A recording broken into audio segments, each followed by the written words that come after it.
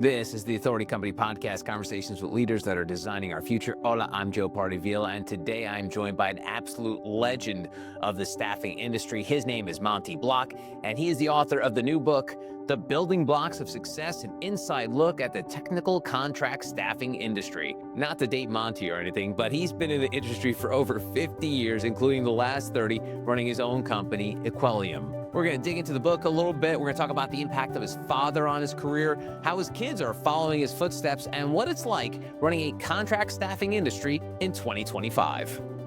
Monte Block, welcome to the podcast. How are you? Doing great, Joe. Thank you for the invite. You're very welcome, Monte. And so I love picking the brains of folks like yourself. You've been in the staffing industry for like 50 years. And one of the reasons I love talking to folks like yourself is I would love to know what it was like then and what it's like now. So take me back, Monte, way back, 50 years if you can, or as far back as you can. What was the staffing industry like then? And then we'll jump to how it is now.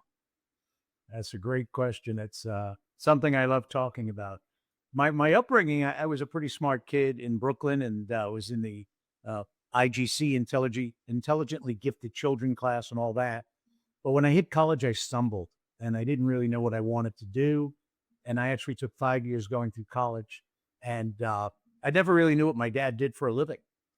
And when I came out of college, he said, look, I have an opportunity, but you start at the bottom. I said, what do you do? He said, you'll come in and find out. So I joined him at his company at the rock bottom, and he partnered me up with a couple of players that were very, very talented in recruiting. And the key in my history and my background is I'm in the technical side of contract staffing, which is very different from the secretarial administrative work. I did all technical. So here I came out of school with a sociology degree and a minor in speech. And my first project that I teamed up with a recruiter who taught me, a gentleman by the name of Dave Long, was to find a programming engineer to program the moon car for Grumman. And I had an eidetic memory for certain things, so I can tell you that it was Grumman Data Systems paying $15 an hour at a 33% markup out in Bethpage, Long Island. And Dave showed me how to read resumes, and he gave me an overview of the technical side, and it was a lot of hands-on. And it was paper, wallpaper, Rolodex cards, and reading paper, and all about relationships and meeting and talking to people. And I just loved doing that. And I would call people, and with my speech background, I'm a speech minor, I was able to get people to talk to me. So I call up a gentleman and I say, Frank, I said, I see you've done some IBM 360 COBOL work. That's all I knew. I said, why don't you explain to me what you've done and how you applied it? And technical people love to tell you how good they are. So he would go into, well, I did this at GE, I did this at Marriott, whatever it was. And I would learn from, I was like a sponge. I would soak things up.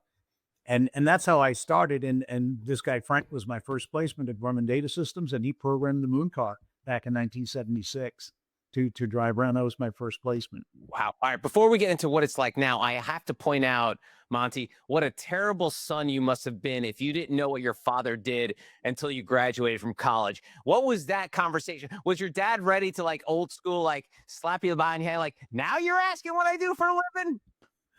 So my dad and I, we ended up working for 40 straight years together and became my best friend in the world.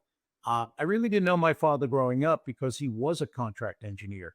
He was one of the first contract engineers placed in the industry back in the 50s, and he actually designed and engineered the fire control system for the Polaris missile on the Polaris submarine, and he was working at General Electric up in Pittsfield, Massachusetts. So he would go out on these contract assignments for 3 to 6 months at a time. I really didn't know my father until I graduated from college. So I met a new person, and we just bonded. It was an unbelievable story how we just worked so well together. So I learned what he did real quick.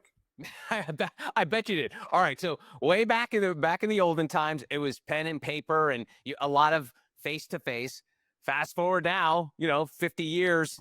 We're in this, technological revolution with the internet, and then Internet 2.0 with social media, and now with AI and VR and all this stuff.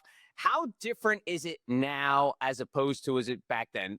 Outside of the technology, is it relatively the same job, but sort of like the cherries and all the like the toppings have changed a little bit?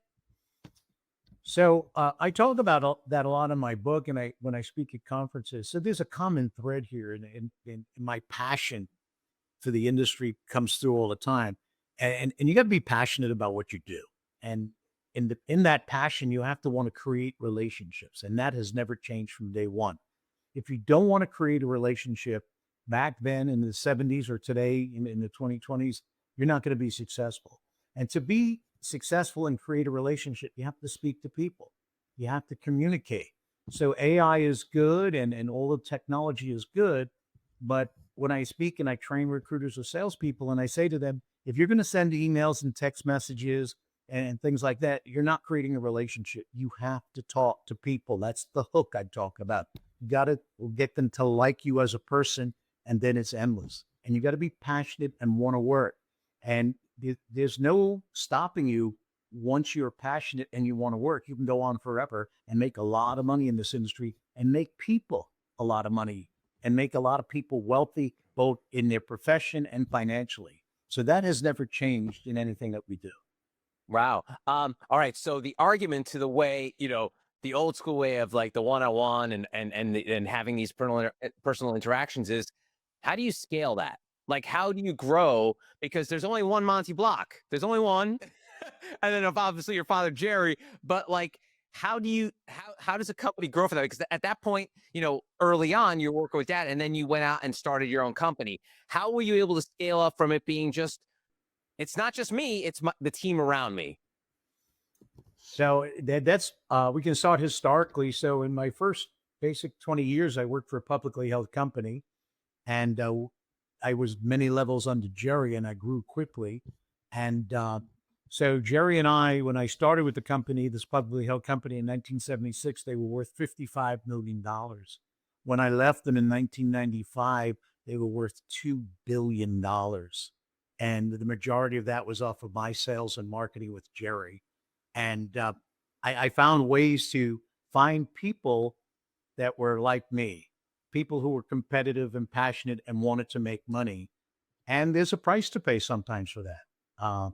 In my 20 years, I ended up in the emergency room 3 times for what they used to call executive burnout. Now they call it stress and anxiety. I do crazy things, but I know that you can make a lot of money. My compensation package was never a salary. I mean, from the day I started at that publicly held company to the day I left, I made $8.12 an hour, $16,000, 800. But my commissions were into the 7 figures. And the way the commission worked was every dollar profit I made for the company, I got a nickel and the company got 95 cents. So you can imagine how many nickels I made. And I had over between 6 and 10,000 people working for me around the world with my teams that I was paying out of my pocket to run my business for me. So you try to replicate yourself.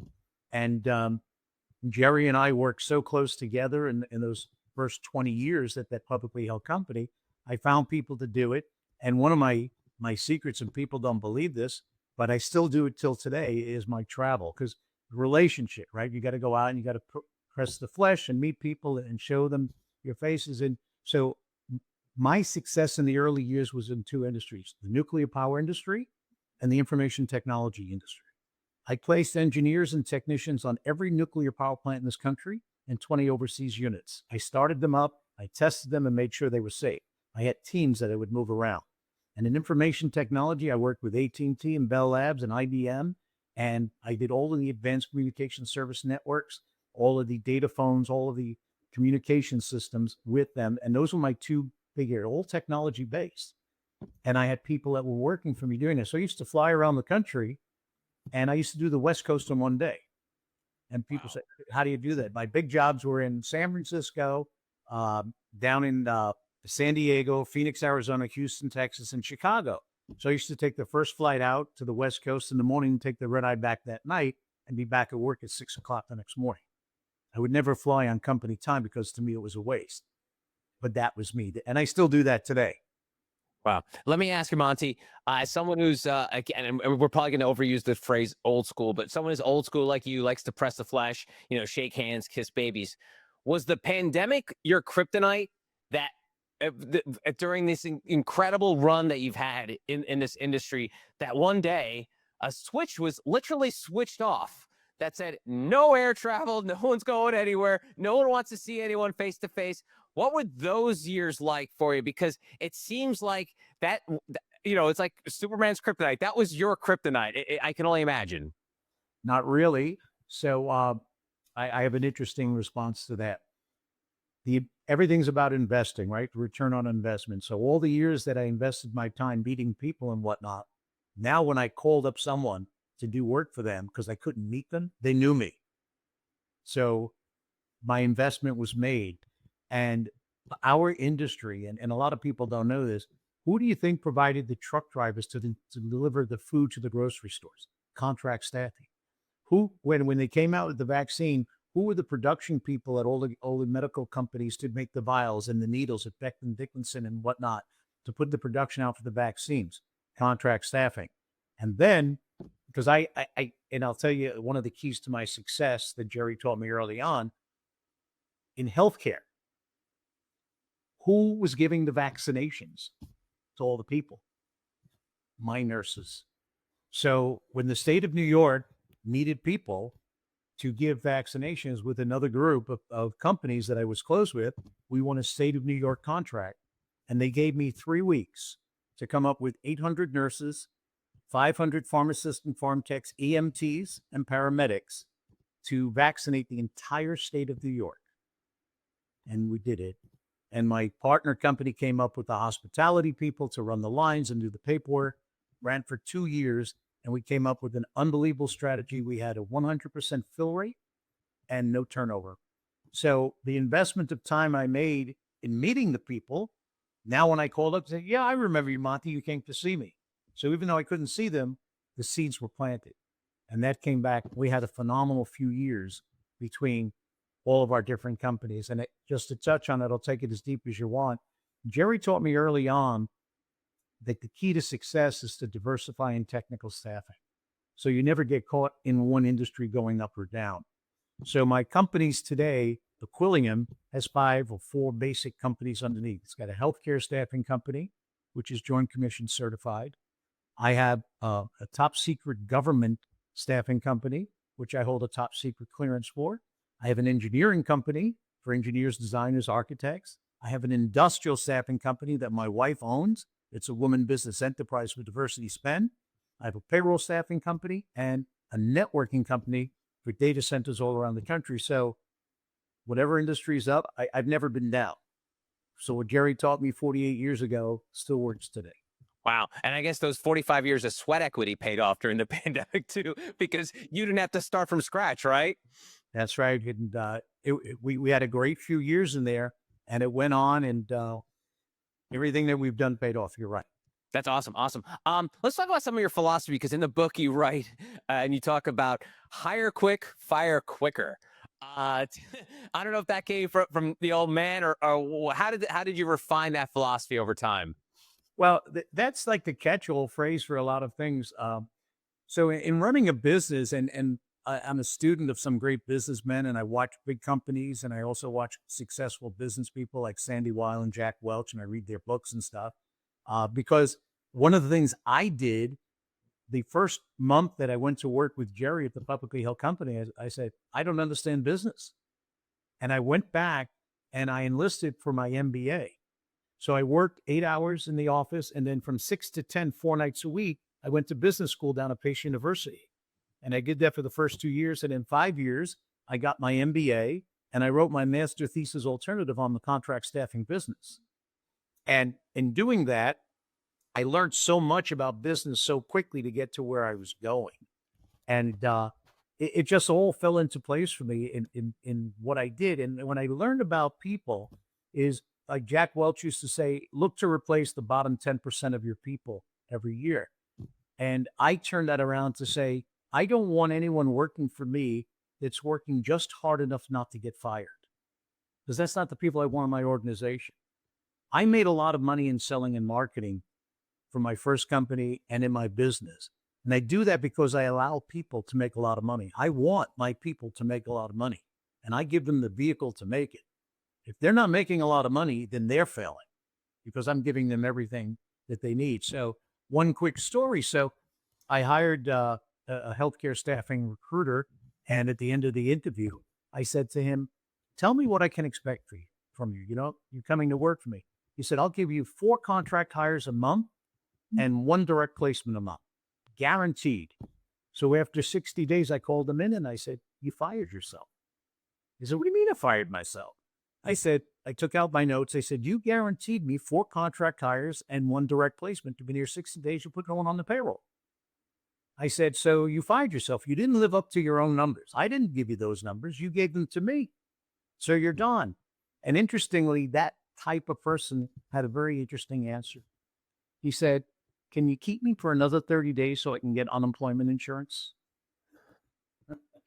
So we knew where his mind was. Yeah. You know, it's funny, Monty, for the first part of the hire quick thing, and as you know, I spent a long time working in radio in New York, so I was fortunate that I didn't have to go on the job grind for a while. But fast forward to later in my career, the whole interview process. I don't know, Monty, you probably know better than I do in terms of like people really overcomplicate this, and they don't hire quick. They hire really slow and have multiple interviews and multiple tests and all of this.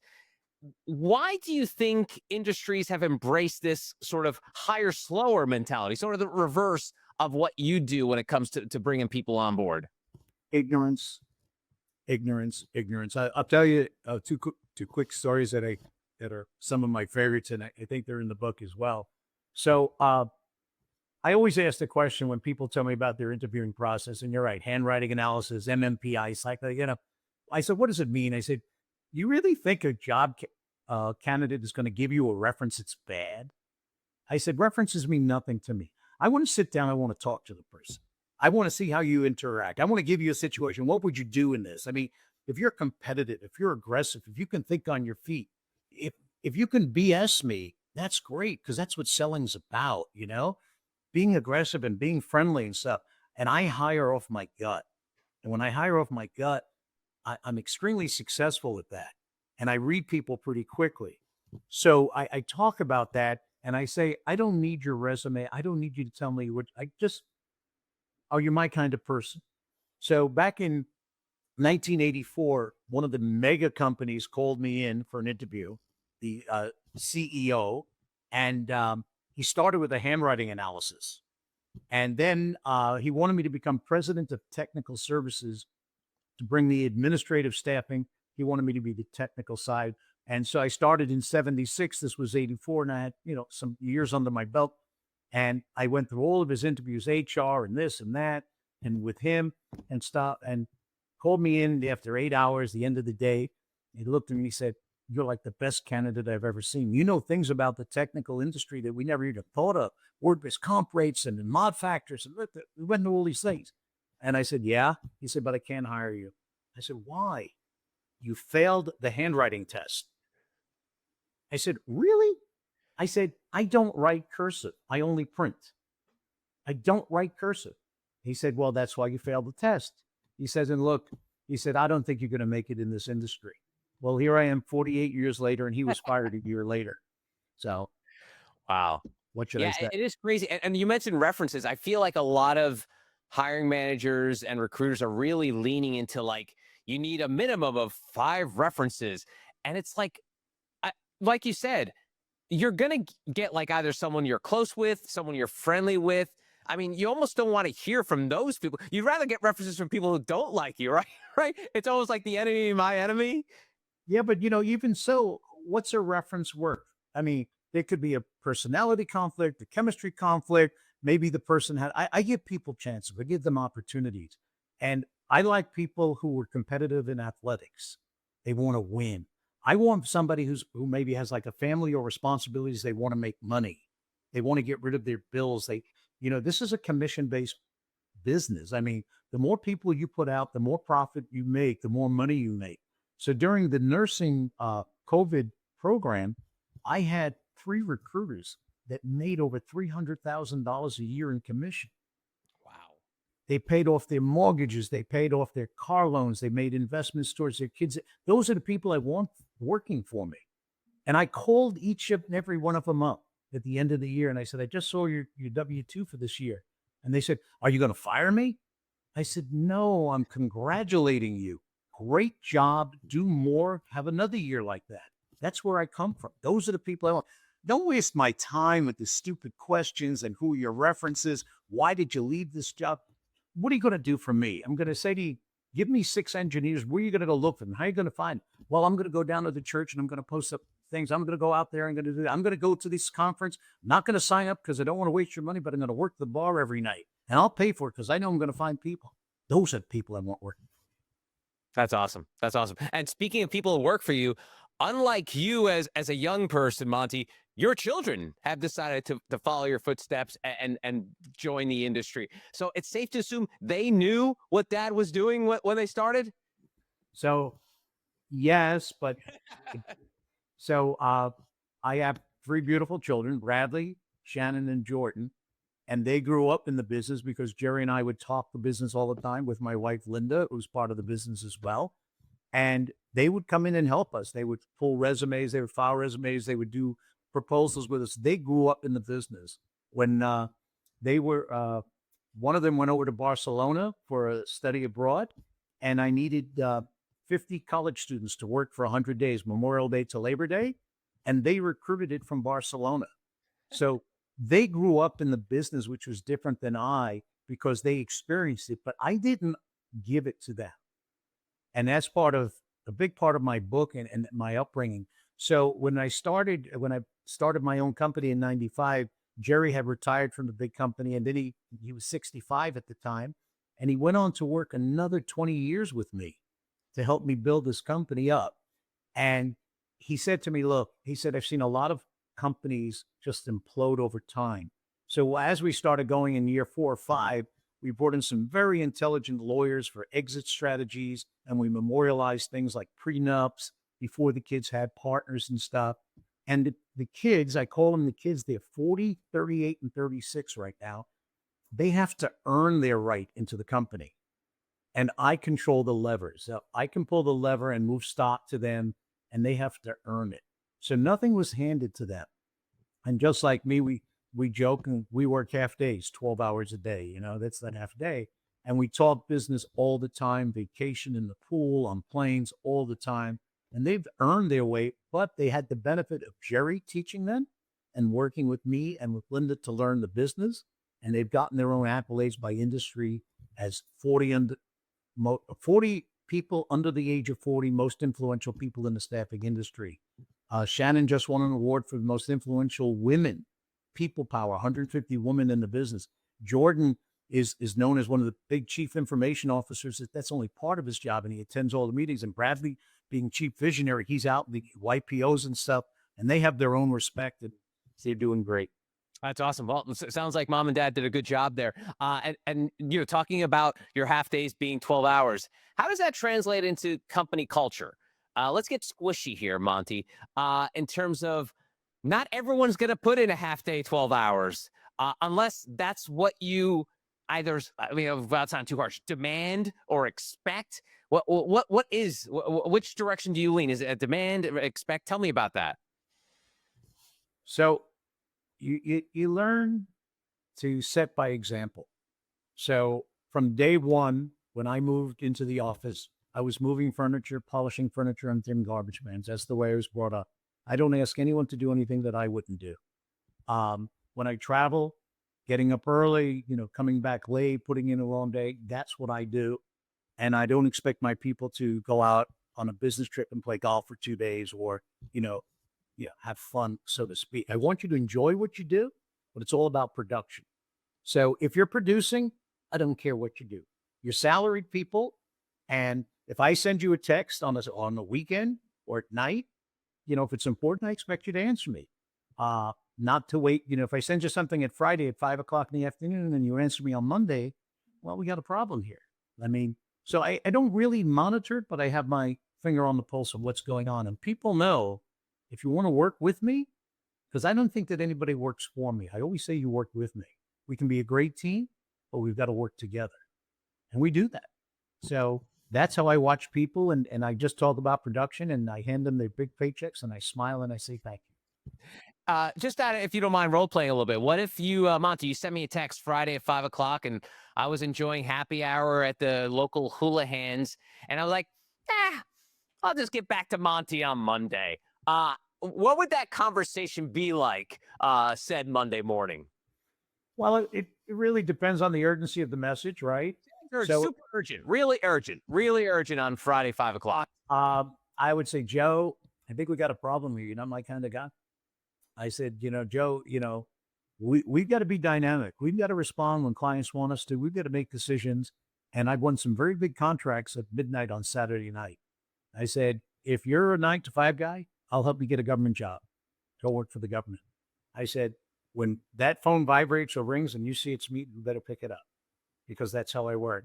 There's a story in one of Sandy Weil's book. It was interesting that Jamie Dimon, who's now the CEO at JP Morgan Chase, was his CFO, and he called him on Thanksgiving. And Jamie was in the middle of a Thanksgiving dinner, and he says, we got a deal and we got to settle on it today. But Sandy, I'm here with a house full of people. He said, Jamie, I need you. Jamie left and went. And he went to the meeting. And at the end of the day, Sandy had to decide between Jamie and someone else to become CEO as his replacement, pick the other guy, and he had to fire Jamie. And look at Jamie today.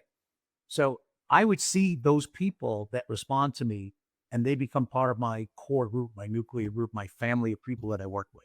Those that don't last. Well, I would tell you, Monty, I would definitely text you back on Friday. I'm so intimidated right now. I probably even drive over to your house at that point from the hula hands. But all right, so you mentioned government jobs, and that's one of your businesses. And I've looked into this, done a bunch of podcasts about it. Like the government contract world, it's arcane, obtuse, but there's a lot of money to be made. Can you tell me about that part of it? Because from what I understand, the people that get in and are very successful at it can do very well with government contracts. So tell me more about that. So that breaks down, and I'll let you choose which one you want me to go down which road. We want to talk about government work that requires clearances or government work that just requires people? Let's go people. I think that's more common. Let's go people. So what happens is, and again, this is my opinion, but it's pretty much factual. So the government bids out work, and they typically give it to the big engineering companies that the former chiefs of staff worked for at Halliburton, at GE, or whatever.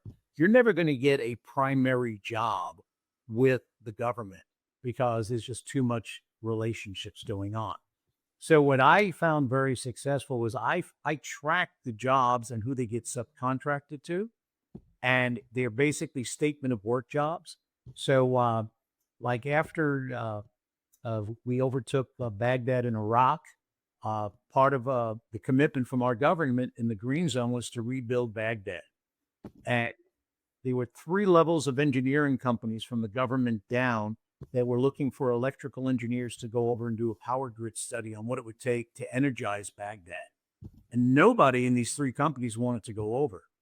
And it's somebody who had to have certain types of clearances and be overseas. So they called me up, and because I was marketing them, and I found a team of people to go over there, and the rates were exorbitant to go to Iraq, and it was all expenses paid. It was a 6-month assignment, but hypothetically, I charged them $100 an hour.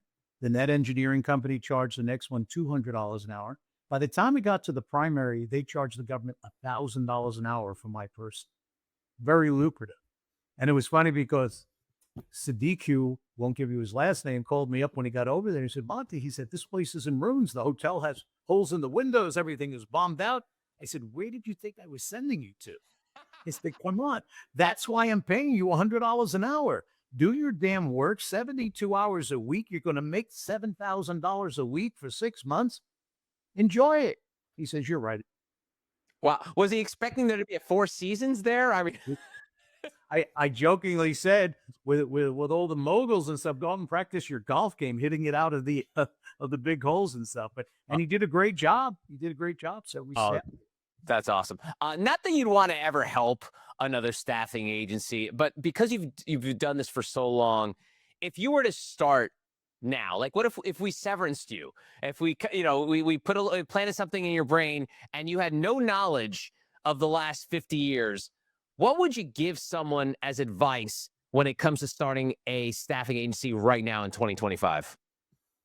Wow. So that, and again, I speak about this in the book. You've got to sound intelligent and you've got to be passionate about whatever you want to do. So I would ask, and I mentor a lot of companies through the American Staffing Association out of Washington and Virginia, and they give me a lot of entry level companies, and I say, what do you like to do? What are you passionate about? Is it programming? Is it engineering? Is it healthcare? There are companies out there that just do construction work because these people come out of control, whatever that is. I said, that's where you want to go. It's what you know. So when you call into a company uh, and you say, hey, I want to supply people to you, well, that's what everyone's going to say. You need a hook. I mean, what can you say to them that's different? What you can say is, hey, I worked on this piping system at this facility. I know the kind of people you want, and I can guarantee you good people because I know the difference between glass line piping and stainless steel piping or carbon pipe. And all of a sudden, you start a relationship with the managers and they respect you differently. Because the worst thing you can do is say, I can get you people, and then they'll throw a technical question at you, and you go, I don't know.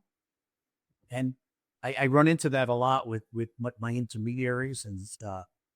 But that's what I would say to them. And it's long hours and it's hard work because today, uh, there's so many shortcuts. Like you asked me in the beginning, you know, people would call, you would leave a message on an answering machine, and they would call you back. Today, you can text them, you can email them, or whatever. They're not calling you back. You're one of 100. So you got to call at night when they're home. You got to call on the weekends when they're relaxing. Or you got to say, hey, let me take you out for a drink. I'll meet you at the bar. You've got to work hard to get to those people and get them to rely on you so you can present them to your clients. And that it's all about passion. You got to be really passionate about the business. Yeah, and one last thing, Monty. You've managed the staffing industry through people from the greatest generation, baby boomers, Gen X, millennials, and I mean soon to be Gen Alpha. What have you noticed differently in terms of across time and generations in terms of how that affects the staffing industry? I know we kind of joke that a lot of it is the same, but does it change generation to generation? Definitely. Definitely. So the biggest change that I see, besides all the companies buying out and taking over, merging and rolling up other companies, when I would go to a client and win a contract to staff, and people knew I had that contract, I had people who were professionals and who were eager to get on that kind of a job. And I would call them, the word would go out, and then it was, hey, call Monty, he's got the job. Call Monty, he's got the job. So when I did a big digital engineering job for Bendix, who's no longer in business, I was doing a big satellite communication program. I needed 12 digital engineers. When I got two, I had 15. They called me. And I even remember Marty Appel, Andy Dokas. I know them by names, and I know what I paid them and where I put them. So in those generations, there was pride and passion. I want to get on that project. I want that project on my resume. Today, it's more of, well, I want to be home. Can I work virtually? I'm getting a lot of social assistance. I'm working for cash. I don't know if I really want to get up early in the morning. It's a different mindset. And you got to seek out those kinds of people and turn them on to making a lot of money or working on a project that will challenge them that they want to do. So it's very different. And I can draw a graph of how it's changed over the years. But that's the beginning and where we are today. I'm sure. He is Monte Block, the author of the book, The Building Blocks of Success, an inside look at the technical contract staffing industry. Monty, it's been a blast. Thanks so much for the time. I really appreciate it. Thank you, Joe. My pleasure. And that's going to do it for this episode. If you want to find out more information about Monty and our other amazing authors, go to theauthoritycompany.com.